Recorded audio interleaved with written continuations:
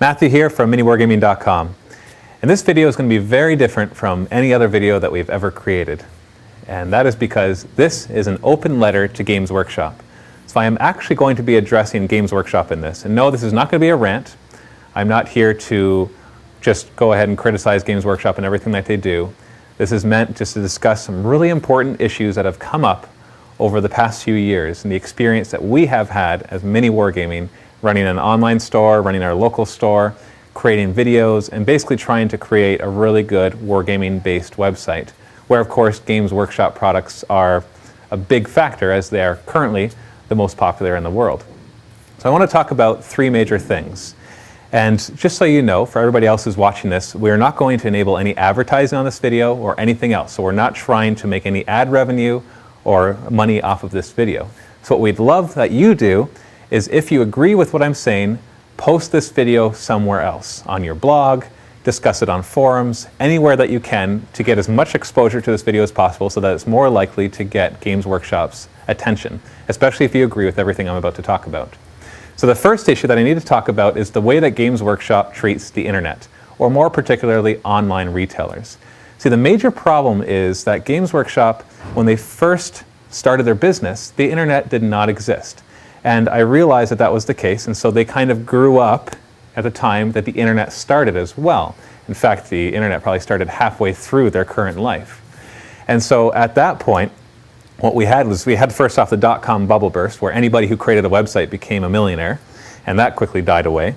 And then after that, you still had internet retailers whose sole purpose was to create a really quick website, work out of their basements, offer deep discounts, and gouge local retailers. And that was what was happening. And so I understand why Games Workshop back earlier, 8 years, 10 years ago, made the decision to want to turn off basically all online retailers. Now, the law prevented them from doing this in most countries except the United States. But in the US, they were able to say, if you want to sell our product, you can no longer sell online. And maybe that was necessary at that point. I'm not completely convinced that it was. But what has happened since is that the world of e-commerce has changed dramatically. You will no longer see those basement businesses for a couple reasons. One, because Games Workshop, you now require people to have a brick and mortar store. And so if you make certain minimum requirements there, then it should eliminate the people who have zero expenses and therefore work by themselves, sell it at 35% off, and everybody likes to buy from them. The second thing is, because the internet has grown so much, competition has grown, which means costs increase in order to run a business. If you look at the major stores out there, you have our store, Mini Wargaming. In the States, you have things like the War Store, Miniature Market, and in the UK and Europe, you have Wayland Games and Maelstrom Games. There's lots of other ones. I'm not going to try to mention them all. Those are the first ones that come to my mind. These stores have a few things in common. One, they have several employees. Two, they have local stores. And in some cases, I was actually looking at a video for Miniature Market. They have a huge local store that sells tons of Games Workshop products. And so these are not basement-dwelling companies whose sole purpose is just to keep their costs down as low as possible so that they can sell the products as cheap as possible and gouge the market, basically freeloading off of the efforts of Games Workshop as well as all the independent retailers. That has pretty much disappeared. And I realize that you know who your clients are, so there might still be some doing that. But I know of websites that sell at a steeper discount than anybody else, and they don't get a lot of business because it's just not the same experience. There's too much competition, and people want to buy from who they like and who they trust, and that is why those websites are disappearing. So maybe it's time to rethink that. Here is what I suggest doing. Stop discriminating against online stores. Allow them to use your images. I realize they're your images. I realize that you put money into making those images, but that is more the reason to get even more money out of the work that you put into them.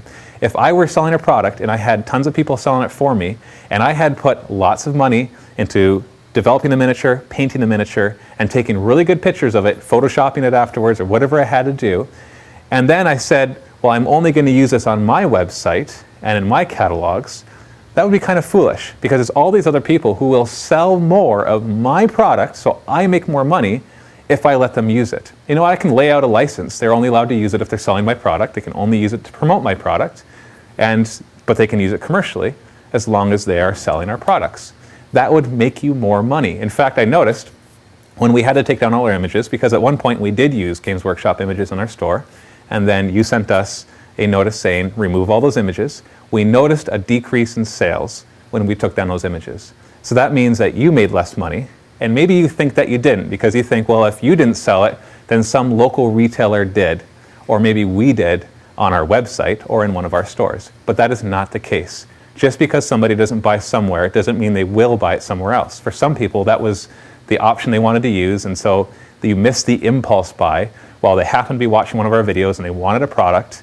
They go there, there's no picture, you missed that impulse buy. It's not like all of a sudden they're going to say, you know what, forget this, I'm going to go to my local store and buy it. You lose sales. Not just us, but you lose sales as well.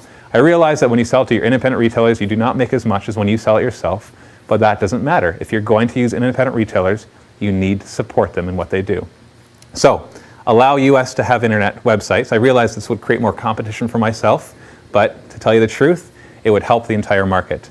The second thing is allow us to use your images, and heck, cooperate with us and provide us with things that we need in order to sell online. You already do it really well for your local stores. Why not do it for the online ones as well, especially since all of the basement dwelling ones have pretty much disappeared. The second problem that I want to talk about is the currency exchange problem. Now, this is a difficult one, and I realize that. I realize that currency exchange rates are constantly fluctuating, and you are a global business, that you are set up not only in Europe, and not only in the US, and not only in Canada, but in other places in the world. And so your costs fluctuate simply because of currency exchange. I realize the frustration of this is I also buy products from overseas and from the States that I sell in my store. So I know what it's like to deal with currency exchange. Maybe not to the same level that you do, but I understand the basic principles. What you have chosen to do is set prices that basically shield you from any currency exchange problem. So, you know, if the dollar fluctuates or the pound fluctuates, you should still be okay because you set the prices so that if it fluctuates, at least it won't go past and help and make you make a lot less money. But that might have worked years ago. But when it comes down to it, we are in a global market. Most of your market, if not all of them, are tech savvy. Okay, the age range, the demographics that you're looking at, they are online. They visit websites. They go to miniwargaming.com, they go to Beasts of War, they go to Warseer and other forums. They go to these websites regularly. So they are fully aware of what the prices in different countries are. In fact, they talk about it on the forums, they talk about it in videos. Most people are aware that if they buy it from one country, it's cheaper than another. In fact, until the recent restriction that you put on the European stores to sell to overseas or to Australia or other countries, there was even people that I know in my own store who could buy from the UK stores for cheaper than I could possibly get it at wholesale. And so to them, and it actually arrives still pretty quickly because, you know, mail has increased in technology and things are getting here faster. So the overseas, the size of the Atlantic Ocean is getting smaller and smaller and smaller in terms of shipping times. You are dealing with a global market. You can no longer afford to sell at one price to somebody and another price to somebody else. Now I realize that as a business that is very difficult to rectify, because if all of a sudden you align the prices, the currency exchange changes, and you have to align the prices again, and a product that you're selling today you might have made a few months ago at a different currency exchange rate, and so it might have cost you more to make that, and then you're selling it for less because of the currency exchange fluctuations. I realize that is the reason why you have set the prices the way you do. But what you can do instead, for example, I would love, as a Canadian merchant, to purchase the products in US dollars. Your products are based in the US, they might be made in the US, either way you got them to the US and they are being shipped to me. So if you sell it to me in US dollars, you don't have to worry about currency fluctuation. I also realize it might cost a little bit more to get it to Canada, so I would expect a little bit of an increase in some sort of cost, maybe even charging me shipping, and then I would be able to get it at US dollars. Currently, the US dollar is worth 93 to 98 cents, depending on whether you're buying or selling, of a Canadian dollar, whereas before it was worth $1.10, $1.20, and even as high as $1.30. So the prices have become so significantly different that it really affects our business. And you might think, hey, that's a great thing, but it's not allowing Canadians to buy from Canadians more, it's just allowing Canadians to buy from Americans and Americans to buy elsewhere as well. So it's not a solution. It's also not a solution to put up a fence around areas and say, you know, in Europe, you're not allowed to sell outside of Europe. That is going to hurt loyalty, which we'll talk about in a second. Instead, what you need to do is sell to Canadians in US dollars and sell to Australians in British pounds. It's very easy to do now with the current market the way it is. My credit card lets me buy in any currency that I want, and they'll do the exchange. Some credit cards will even charge people for the exchange rate, but that's what they have to deal with if they want to deal with an overseas company. And I realize also that it might be more expensive to get your product to Australia. So there might be additional costs that won't be exactly equal from buying from one or the other, but it will align the costs a lot more. So no more of this currency exchange huge difference that allows people to buy overseas at way better prices. If you want to fix it, don't restrict merchants and call them freeloaders at the same time. What you need to do is change your business practice to align to the market the way it is today, not the way it was 20 years ago. The last thing I want to talk about is competition. Now, up until now, you've been your own thing, you've had a monopoly on the market, and you're able to do pretty much whatever you want with whatever repercussions, because there's not really a substitute. There are a ton of other miniature companies out there, but you know that you are the best. And when it comes to it, I agree. You make the best miniatures at the quantity that you do. There might be some other individual companies that make better miniatures, but they do it in such small scale that they're not really a substitute in terms of I'll play that game instead of Warhammer. When people come into my store, I know that one of the biggest factors of what game they're going to play is what does everybody else play. Because the last thing you want to do is start a game by yourself and not have anybody else to play against. So you have the monopoly, however you're losing it.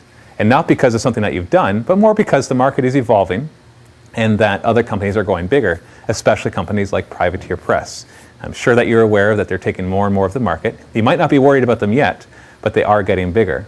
So the biggest thing that you need at this time is actually two big things. Is one, better loyalty from your own fans. You already have a lot of loyalty, but there are a lot of things that you've done in the past few years that have hurt that loyalty. And while people might moan and complain and make ignorant results as to why they're no longer going to buy GW products, the truth is they didn't really have a choice. They either had to quit the hobby or fork out the cash and the price increases or whatever they had to do.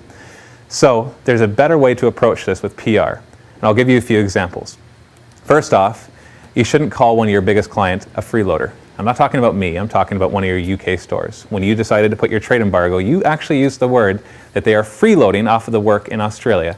And while that might be partially true, because they're not really adding to the Australian market with what they're doing, calling your biggest client, or one of your biggest clients, a freeloader cannot help PR. Because if they're your biggest client, first off, you're hurting your relationship with them.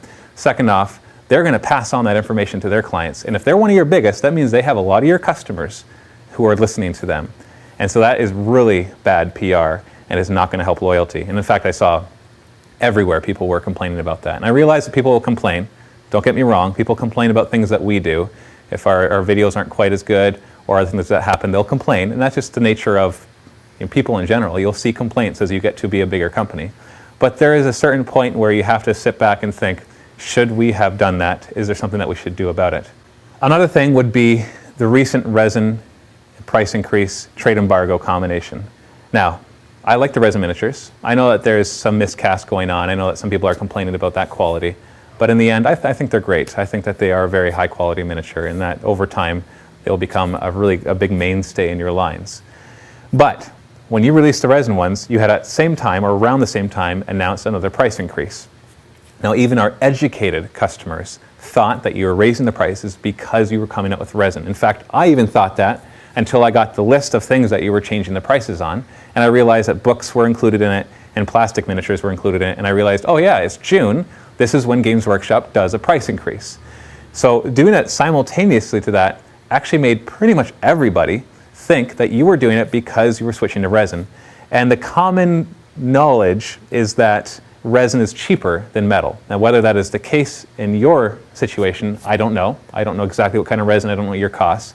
But the common, what people think mostly is that resin is cheaper than metal. So by switching to something that had a perception of being cheaper and at the same time announcing a price increase, that was a lot of flack that you received unnecessarily.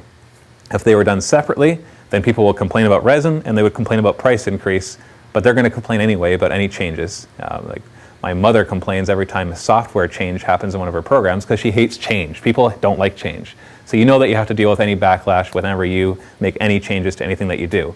But at least people wouldn't see it as, hey guys, we're switching to a cheaper method and we're going to increase prices at the same time.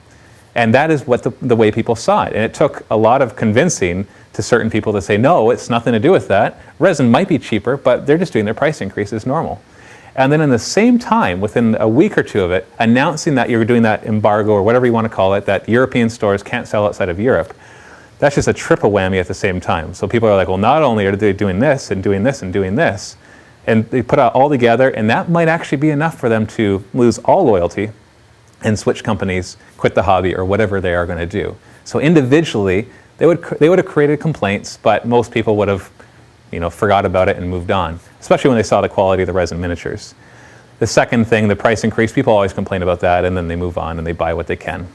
And then the third thing, the European embargo thing, people would have complained about that. That's bad PR. Maybe you could have phrased it better, or maybe not done it at all and just changed the way that you do pricing. But they would eventually forgot about it and moved on. But putting all three together was probably a bad PR move. As other companies rise in power and they get stronger, they will become a substitute. They already are. Privateer Press products and other companies are already a substitute. We have a lot of War Machine and Hordes players in our club, and we have a lot of Warhammer players. But War Machine has definitely been growing in popularity very, very rapidly, which means when somebody comes into our store and there's loyalty issues with GW and there's not with Privateer Press, there's more of a chance that they're going to do that. Or people who are already in Warhammer might switch over when they see that War Machine and Hordes is not doing the same thing that you are doing, at least not right now. Maybe once they're bigger, they'll make some of the same mistakes. Which brings me to the last point when it comes to talking about competition. You need to really take a look at your starter sets and how much it costs to get into the hobby. I remember my first experience at the Games Workshop. I walked in, I was greeted by a really good, enthusiastic Games Workshop employee, and he got me excited about Lord of the Rings. And when I asked him how much, or what did I need to get started, he showed me the Mines of Moria box set, and it was like $80 or $90 at the time. And I didn't really think about it. It was like, yeah, $80, $90, it's pretty expensive, but I'll get into it.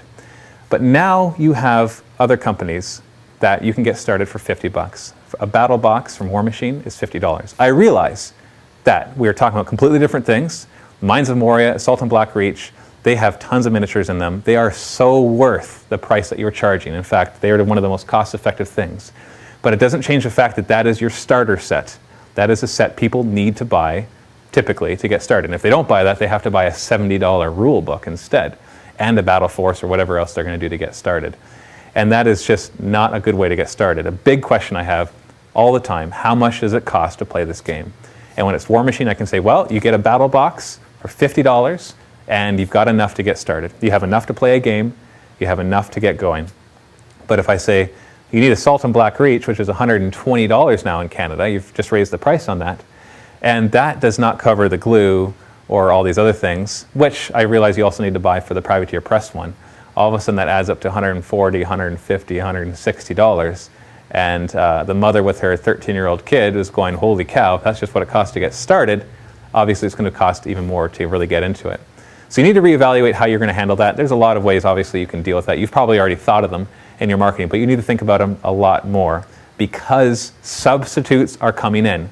You had the monopoly for years. That is no longer going to be the case. You probably have a decade, maybe 2 decades at most, before Privateer Press is pretty much able to take the business that they need. They're not going to put you out of business, but you are going to notice, if you haven't already, that they are going to take a chunk of it. And then other companies are going to follow suit. And over the next 10 to 20 years, you're going to see that popularity rise. And you know what? You started it. You got everybody into wargaming. You really made it popular. You're the reason that we all love this. But that means that you need to be careful that you're not the same thing. Like it happens in history with other companies. Often the first company that comes along in a market, the second company that comes after them really beats out that first company. Because the first company creates the market and the second company sees everything they're doing wrong and does it right. If you look at car companies, Ford started, GM came in, GM is doing better, or at least was doing better. I'm not going to try to comment on that for current times.